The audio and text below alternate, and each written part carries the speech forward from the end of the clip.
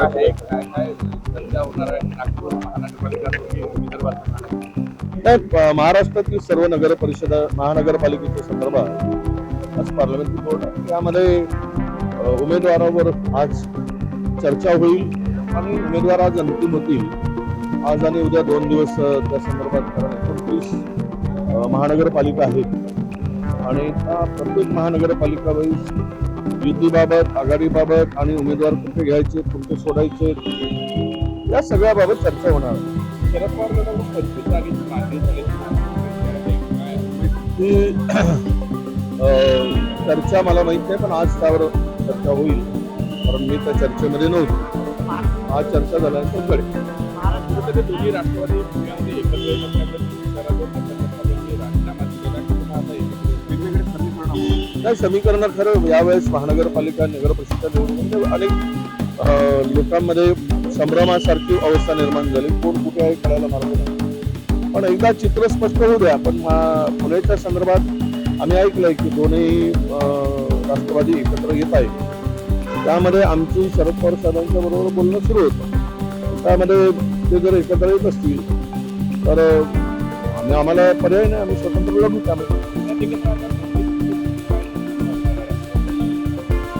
नाही, आम्हाला त्या संदर्भात त्यांच्या पुण्याच्या आपल्या मुंबईच्या सगळ्या नेत्याबरोबर चर्चा करून निर्णय घ्यावा लागेल.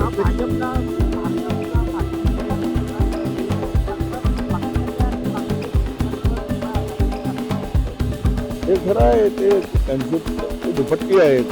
सत्तेसाठी कुठल्याही स्तराला जाऊन कशाही प्रकारचे भूमिका ते स्वीकारत असतात. त्यांना सत्ता महत्वाची आहे. त्यांना महाराष्ट्रातील ना देणं घेणं हिंदूशी आहे ना मुसलमानांशी. त्यांचं एकमेव आहे की केवळ सत्ता कसं मिळवता येईल, हाच एक त्यांचा उद्देश आहे. महाराष्ट्रामध्ये, आपल्या देशामध्ये द्वेष निर्माण करायचं आणि मतं घ्यायची, देशाचं राजकारण करणं आणि विष करणं हा एक त्यांचा अजेंडा झालेला आहे.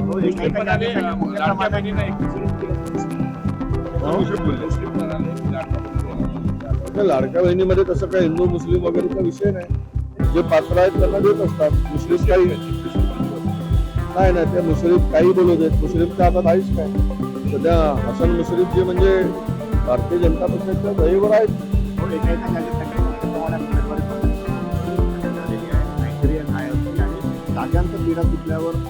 नाही, कार्यकर्ता निवडून येण्याची शक्यता आणि त्या भागामध्ये असलेली त्याची लोकप्रियता असे निकष लावलेले आहेत आणि त्यामध्ये असलेलं त्यांचे सामाजिक कार्य, समाजामध्ये कार्य, पक्षामध्ये कार्य, हे सगळे निकष बघूनच उमेदवारी अंतिम होईल.